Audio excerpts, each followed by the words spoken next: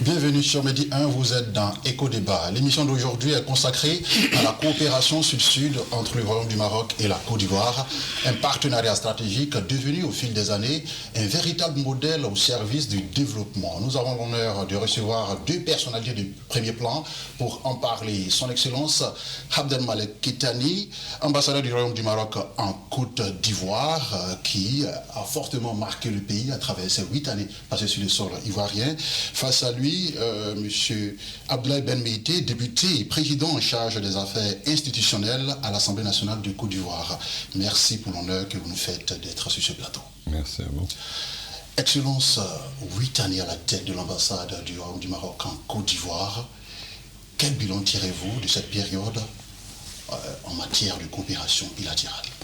Tout d'abord, depuis que j'ai eu l'honneur et le privilège d'être nommé par Sa Majesté le Roi que Dieu l'assiste en Côte d'Ivoire en 2016, je n'ai cessé d'œuvrer pour que cette vision royale se concrétise sur le terrain, cette vision de coopération sud-sud mutuellement bénéfique et profitable à tous soit une réalité sur le terrain. En effet, notre relation est une relation modèle, qu'on peut qualifier de modèle à l'échelle internationale, mais en particulier entre le Maroc et un pays frère d'Afrique. Et aujourd'hui, nous sommes ravis, après 8 ans de travail, de voir que beaucoup de projets royaux ont vu le jour, beaucoup de projets sont en cours et beaucoup d'initiatives privées et publiques sont une réalité sur le terrain, au plus grand bénéfice bien sûr de nos populations et aussi de nos opérateurs économiques. Donc c'est une relation win-win, une relation fraternelle, une relation dans laquelle nous cherchons toujours à construire des ponts, à construire des initiatives qui permettent de faire avancer cette coopération et de la renforcer et de la rendre absolument immuable dans les années à venir. Parce qu'au-delà des personnes, l'ambassadeur en particulier, il y a aussi la continuité de l'État et la continuité de nos initiatives à l'avenir. Honorable Ben Meïté, quel rôle le Parlement ivoirien a-t-il joué dans le renforcement de cette coopération, notamment sur le plan institutionnel ou diplomatique? Vous savez que d'abord je dois vous remercier et puis remercier et féliciter M. l'ambassadeur pour tout ce qu'il a apporté effectivement dans cette coopération. Mais ce qu'il faut savoir, c'est que d'emblée, on ne peut pas ne pas féliciter les deux chefs d'État. D'un côté, le roi du Maroc et de l'autre côté, notre immarcescible président. Alors, le Parlement, quel rôle a joué le Parlement? Je pense que on gouverne un pays par la loi. C'est bien ça. Et je pense que c'est la chambre la plus importante du Parlement ivoirien, c'est l'Assemblée nationale. Ouais. Et vous avez pu noter effectivement que depuis donc, un long moment, le Parlement s'est inscrit dans une sorte de coopération également pour accompagner, pour appuyer les initiatives du gouvernement. Nous avons mis en place au-delà des lois, nous avons mis en place au sein de l'Assemblée nationale notamment des groupes d'amitié parlementaires qui fonctionnent merveilleusement, donc qui permettent effectivement de créer une dynamique relationnelle entre les parlementaires ivoiriens et les parlementaires marocains, ensemble avec la gestion de nos ressortissants respectifs sur chacun des territoires. Mais ce que je voudrais dire, c'est que ce que je retiens, c'est qu'il n'y a pas de coopération sans peuple. D'abord, la coopération, elle est initiée par les différents chefs d'État, mais pour le peuple. Oui. Mais par-dessus tout, la coopération la plus réussie, c'est le brassage culturel auquel donc, nous assistons depuis un long moment entre les deux pays, entre les deux peuples. Vous avez pu noter qu'aujourd'hui, depuis la CAN, l'Ivoirien se considère plus marocain et vice-versa. Mais ce que je voudrais, pour anticiper justement sur une prochaine question, je voudrais seulement prier et suggérer que cette coopération ne reste pas une coopération citadine. Il faut inviter notamment le Marocain à faire beaucoup plus en faveur effectivement des zones rurales. Parce que figurez-vous, en tant que député d'une zone comme Kani, commune et sous-préfecture, donc c'est pratiquement à 600 km d'Abidjan. Au nord de la Côte d'Ivoire. Au nord de la Côte d'Ivoire. Oui. Je souhaiterais que les populations ressentent davantage cette coopération, connaissent davantage ce merveilleux pays et que cette coopération touche effectivement ces couches sociales les plus défavorisées. Que ça ne se limite pas aux infrastructures, mais qu'il y ait un véritable brassage. Je souhaiterais par exemple avoir des entrepreneurs marocains à Séguéla, à Kani, davantage. Mais je pense que pour l'heure, il faut bien commencer quelque part. Oui. Ce qui est fait n'est pas négligeable, mais c'est une prière c'est des suggestions. D'accord. L'honorable a parlé de ce qui est fait. Et selon vous, quel projet emblématique symbolise la profondeur et la singularité du partenariat entre le Royaume du Maroc et la Côte d'Ivoire? Alors avant de répondre, j'aimerais réagir à la suggestion et la prière de notre cher frère ici présent, honorable député. Je sais que le groupe OCP, Office chérifien des phosphates, fait des actions très concrètes auprès des agriculteurs dans diverses régions du pays. Et ce sont des actions qui permettent à ces agriculteurs de connaître la valeur des produits, bien évidemment, mais aussi de les assister pour améliorer leur rendement, etc. Donc ça, c'est une initiative privée du groupe national OCP. Mais sur la coopération globalement, nous avons travaillé sur des projets que Sa Majesté le Roi que Dieu l'assiste a initiés, à savoir donc la baie de Cocody, qui est le projet emblématique de la coopération si réussie entre nos deux pays, qui a connu son développement de façon assez importante depuis un certain nombre d'années. Je pense au pont Alassane Ouattara qui a été complété, le carrefour de l'Indénier. Qui est quasiment un site touristique aujourd'hui en Côte d'Ivoire. Touristique, mais on attend encore la réalisation des équipements socio-économiques qui sont prévus sur les berges qui ont été consolidées de la lagune d'Abidjan, mais aussi l'assainissement de la baie qui un peu tarde à voir le jour, qui demain fera de cette perle des lagunes vraiment un endroit touristique qui permettra de créer un écosystème économique pour les plus grands bénéfices, bien sûr, des populations ivoiriennes et abidjanaises en particulier. Maintenant, il y a aussi la mosquée Mohamed VI qui est un emblème fort de la relation qui en quelque sorte favorise le tourisme religieux. Le tourisme religieux, mais aussi permet aux fidèles musulmans ivoiriens et marocains de communier dans un espace magnifique qui a été créé à Trècheville, qui est le quartier de prédilection de nos ressortissants marocains, commerçants et autres.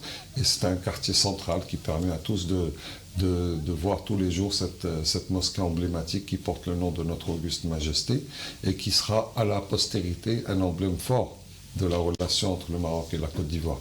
Il y a aussi bien évidemment les débarcadères de Loko-Djoro qui ont permis à des populations rurales, à Loko-Djoro et à Grand Laou, en particulier les marieuses, d'avoir un espace propre, un espace moderne dans lequel elles peuvent exercer leurs activités de la façon la plus adéquate possible et permettre aussi de produire du poisson aux normes sanitaires, réglementaires et souhaitables pour les populations. Donc il y a aussi le centre multisectoriel de Yopougon qui aujourd'hui forme près de 1000 jeunes Ivoiriens à des métiers du BTP, du tourisme et aussi leur permettre d'avoir des emplois décents dans leur pays. Et c'est une initiative à saluer bien évidemment, mais aussi peut-être à dupliquer dans d'autres villes de l'intérieur du pays pour permettre aux jeunes d'embrasser des métiers porteurs, des métiers qui leur permettront à l'avenir d'avoir peut-être des entreprises, mais tout au moins des emplois rémunérés, des emplois honorables qui permettront de continuer de participer à la croissance de la Côte d'Ivoire que nous savons assez importante. Le centre de médecine d'urgence de Yopougon, qui a été inauguré par Sa Majesté le Roi que Dieu l'assiste lui-même, en 2017, en novembre 2017, et qui permet aussi de former les urgentistes ivoiriens aux gestes d'urgence pour permettre de sauver les personnes en détresse, que ce soit au niveau obstétrique, mais aussi au niveau des accidents de la route qui malheureusement continuent dans tous les pays, mais en Côte d'Ivoire à faire des victimes. Donc ce sont des actions concrètes, précises, ciblées, qui permettent autant d'apporter une assistance technique, mais aussi une assistance concrète qui permet à la jeunesse de Côte d'Ivoire de voir que le Maroc s'implique. Bien évidemment, le Maroc n'a pas la prétention de tout faire ou d'apporter toutes les solutions, mais ce sont des gestes royaux, des gestes qu'a voulu Sa Majesté le Roi Mohamed VI lui-même pour permettre de montrer à la Côte d'Ivoire que nous sommes engagés, nous sommes ensemble, comme on dit ici, pour l'émergence irréversible de ce beau pays. D'accord. Et honorable, parmi ces initiatives, lesquelles ont eu un impact significatif sur le quotidien des Ivoiriens? Moi, je pense que c'est tout. D'abord, la vision. Parce que toute action concrète se nourrit de vision, d'idées. Et c'est tout à l'honneur de nos chefs d'État de se projeter en termes de coopération entre ces deux États. Mais ce que je voudrais surtout spécifier, je voudrais répondre effectivement ce qu'a dit M. l'ambassadeur. Peut-être que je ne me suis pas bien fait comprendre. Alors, on ne peut pas nier que c'est un exemple de coopération réussie, sud-sud. Et justement, gagnant-gagnant. Gagnant-gagnant. J'allais même dire sud-sud, gagnant-gagnant. Mais je retiens une chose, c'est que par cette coopération, les deux États ont démontré que le panafricanisme n'est pas un discours populiste, sinon populeux. Okay. Le panafricanisme est dans le concret. Et c'est tout à l'honneur des deux États. Sans bruit, mais efficace. Première remarque. La deuxième chose, ce que je voudrais dire, c'est même pas contre le Maroc. Le Maroc fait sa part. Et la Côte d'Ivoire également. Mais vous savez que dans une coopération, on va toujours de l'avant. En invitant donc cette coopération à inonder nos régions, nos zones rurales, est-ce que le Marocain est connu par la population de Mélignan? J'ai posé la même question. J'ai posé la même question. Je suis président du groupe d'amitié parlementaire Côte d'Ivoire-Belgique. Et je disais à l'ambassadeur, à l'ex-ambassadeur belge, que la Belgique n'est pas connue. En dépit de cette coopération réussie avec la Côte d'Ivoire. Parce que toutes les entreprises belges sont considérées comme des entreprises françaises. Mais au nord, on connaît, quand on voit une personne de race blanche qui parle français, c'est un Français. Mais aujourd'hui, quand on voit un Marocain, en dépit de cette coopération, de tous les efforts qui sont consentis, dans ma zone, quand on voit un Marocain, on pensera plutôt à un Libanais. C'est ça. Donc c'est ce que je voudrais mettre en lumière. Pour demander à ce que cette coopération puisse permettre à nos populations de connaître davantage ce merveilleux peuple. Ce peuple, je le pratique. Non seulement en tant qu'avocat, mais dans le cadre de mes relations personnelles. Je suis au Maroc tous les 2 mois, tout au plus. Sinon 2 fois par mois. En tant qu'avocat, j'ai des clients qui sont devenus des parents, des amis. J'ai des familles d'accueil. Et la réalité, la réussite de cette coopération se perçoit aisément à travers les vols, la régularité des vols qui sont aujourd'hui soit 3 vols. Ça dépend décidément de 2 fois voilà, par jour ou 3. Et Maroc, voilà. Et Ma fille même vient de prendre le vol à 5h du matin pour le Maroc. C'est dire effectivement la profondeur. Mais je suis tellement jaloux du Maroc en termes d'affinité, en termes d'estime pour ce pays. Et je disais à mes enfants, mais qu'est-ce que vous faites en France? Vous avez tout au Maroc.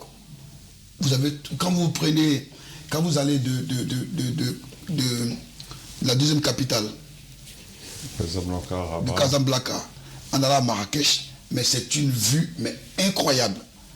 Et je rêve aussi de cela pour la Côte d'Ivoire. Le Maroc a été un exemple. Et je voudrais que le Maroc, parce qu'effectivement, nous n'allons pas, même quand on a mis un miel, on dit chez nous, mais quand vous avez votre ami qui est miel, il ne faut pas tout la paix. C'est bien ça. Mais on ne va pas, n'est-ce pas, se priver de la paix autant que nous pourrons. Mais je voudrais également que la Côte d'Ivoire se donne les moyens de donner au Maroc le peu de ce que le Maroc nous a donné. À travers des actions fortes au Maroc. Et parce que quand les Marocains voient aujourd'hui des Ivoiriens, davantage on reconnaît les Ivoiriens. Non, il y a des années de cela, quand on voit un Ivoirien, on pense à un Sénégalais qui était le pays le plus connu.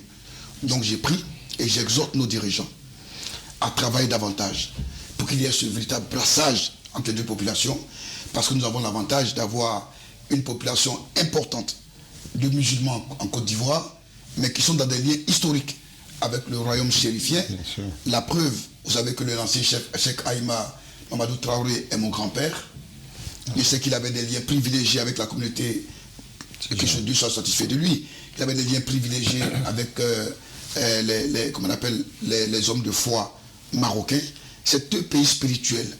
Nous avons en commun l'amour de l'homme, nous avons en commun la spiritualité, donc la crainte de Dieu.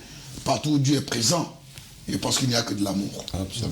Alors cette coopération ne date pas d'aujourd'hui, cette coopération entre le Royaume du Maroc et la Côte d'Ivoire ne date pas d'aujourd'hui, elle date depuis le roi Hassan II, avec l'ancien président de la République de Côte d'Ivoire, Félix Houphouët-Boigny. Alors comment elle a été redynamisée à la faveur de l'arrivée au pouvoir du président Alassane Ouattara? Alors, nos relations, effectivement, comme vous l'avez si bien mentionné, datent de 1962, lors de l'établissement des relations diplomatiques, juste après les indépendances. Sa Majesté Hassan II et le président Houphouët-Boigny, paix à leur âme, avaient une relation particulière parce que ce sont des leaders de la période post-indépendance Et ils avaient à cœur tous deux, et légitimement, de porter leur pays à d'autres niveaux de développement, de consolidation des acquis, mais aussi en maintenant les traditions des pays.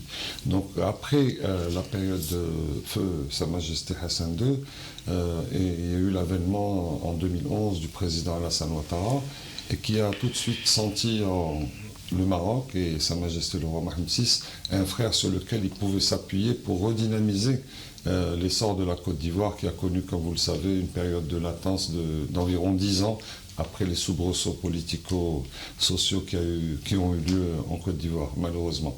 Aujourd'hui, cette coopération s'est développée. Sa Majesté le roi a bien compris le message de son frère, le président Alassane Ouattara, et a exhorté les entreprises marocaines à venir, les investisseurs marocains à venir. Aujourd'hui, je n'ai pas encore vu un seul investisseur qui est venu en Côte d'Ivoire qui a dit « on n'est pas content ». Au contraire, j'exhorte nos amis et entrepreneurs marocains de venir davantage encore en Côte d'Ivoire parce qu'il y a encore beaucoup de choses à faire. Pour rebondir sur ce que disait l'honorable député, la coopération est un continuum, elle ne s'arrête pas, ce ne sont pas quelques projets qui se termine et après on passe à autre chose. C'est une continuité dans d'abord la relation humaine et fraternelle qui lie nos peuples, mais aussi également la relation de développement et cette volonté de construire des modèles en Afrique, parce que l'Afrique a besoin de modèles. Sa Majesté le roi, sous son leadership depuis 1999, le Maroc a connu une révolution extraordinaire au niveau des infrastructures, des développements, des droits des femmes, et j'en passe, je ne peux pas citer toutes les réalisations majeures qui ont été faites. Et aussi, je sais que son Excellence le Président Alassane Ouattara a cette même vision, cette même ambition légitime pour son peuple, et on a vu l'évolution pendant les 10 dernières années, 14 dernières années, qu'a connu la Côte d'Ivoire. Aujourd'hui, la Côte d'Ivoire a un taux de croissance de 7 à 8%, soutenu sur toute cette période. Le PIB a quasiment doublé en 8-9 ans. Et ça, c'est une réalisation qui n'est pas à négliger. Et c'est important. Donc, il y a la confiance des investisseurs. On a vu hier et avant-hier l'Africa CEO Forum, où il y avait plus de 3500 personnes de différents horizons, des grands patrons qui sont venus s'enquérir de la situation en Côte d'Ivoire et en Afrique.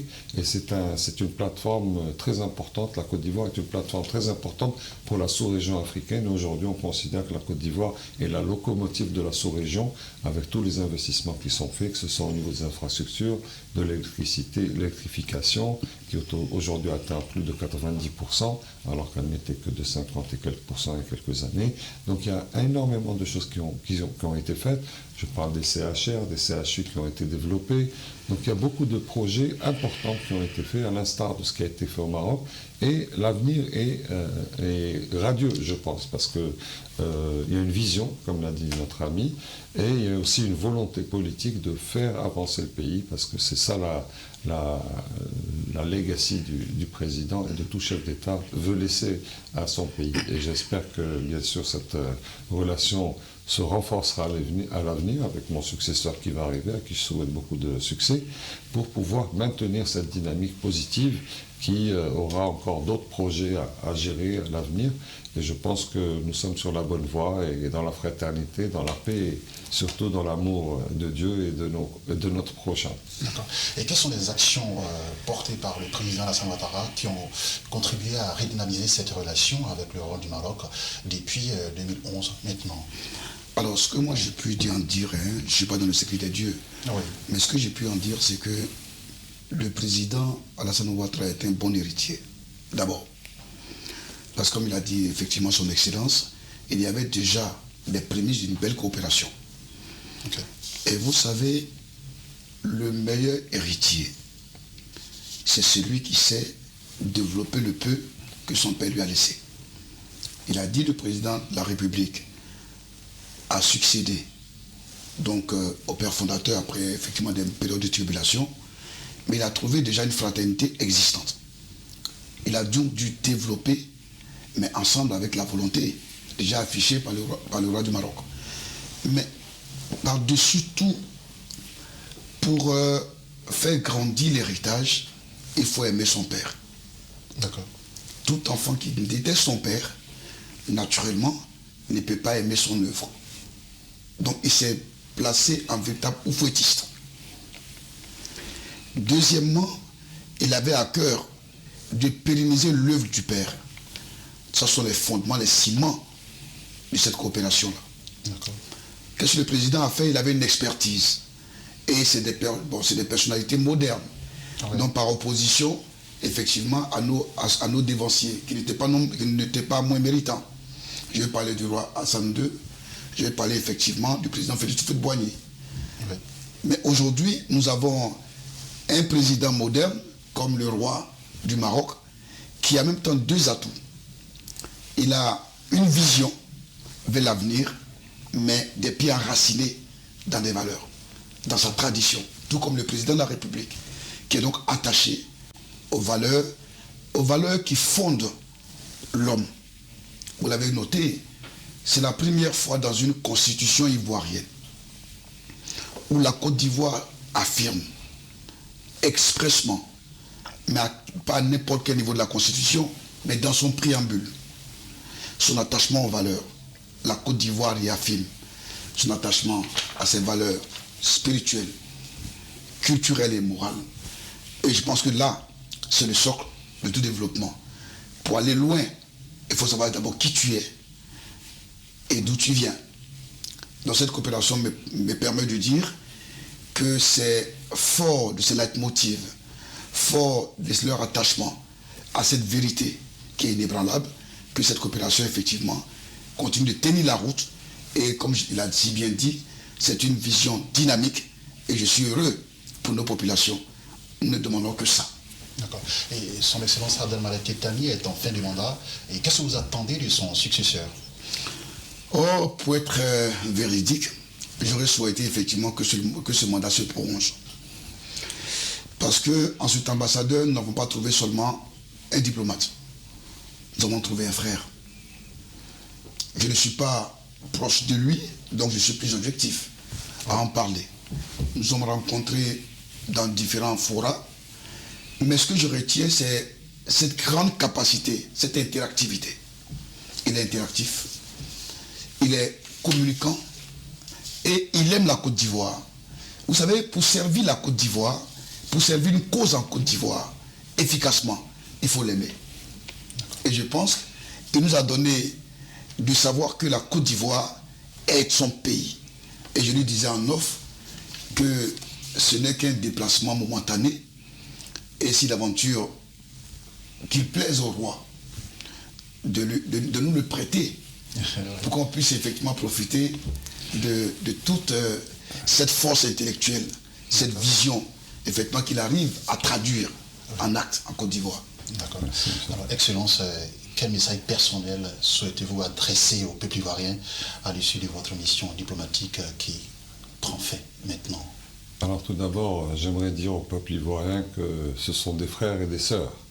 J'ai connu des personnes formidables dans ce pays que je considère vraiment des frères et des sœurs et je souhaite que ce pays reste dans la paix, la stabilité, la prospérité et le développement continu parce que c'est un pays aux potentialités absolument extraordinaires. Il y a encore beaucoup à faire en Côte d'Ivoire, il y a encore des années de travail pour consolider le développement économique, social et environnemental et aussi permettre à toutes ces populations, ces jeunes formidables qui ont du talent. J'ai connu des artistes, j'ai connu des grands artistes, j'ai connu des coopératives de femmes, les femmes battantes de Yopougon.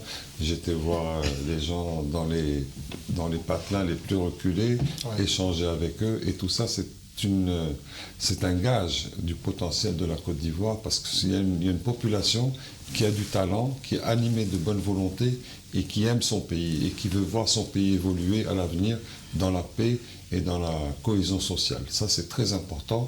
Alors, je dis à mes frères et sœurs ivoiriens, vous avez un très beau pays, vous avez un joyau de l'Afrique de l'Ouest qu'il faut maintenir, qu'il faut développer, qu'il faut choyer pour que demain, toutes les populations de Côte d'Ivoire soient dans leur pays, soient heureuses d'être dans leur pays et contribuent chacun à son niveau, depuis la vendeuse d'Aloco aux plus grands responsables, permettre chacun à son niveau d'apporter une contribution à l'émergence. Parce que c'est comme ça, c'est l'union d'un peuple autour d'un projet commun insufflé par le leadership du pays qui permettra dans la Côte d'Ivoire de vraiment atteindre toutes ses potentialités. C'est un peu ce que nous avons vécu au Maroc depuis plusieurs années maintenant, plus de 25 ans de règne de Sa Majesté le Roi qui a su mobiliser autour de lui l'ensemble du peuple marocain pour travailler chacun à son niveau à développer l'artisanat, les routes, les hôpitaux, les métiers techniques, etc. Tout le monde s'est mis au travail de façon unie, comme un seul homme, comme une seule femme, pour atteindre les résultats que nous avons aujourd'hui. Mais on ne s'arrête pas en si bon chemin. Nous allons accueillir la CAN dans quelques mois. Nous comptons sur la Côte d'Ivoire à Marrakech pour atteindre les phases finales, bien sûr.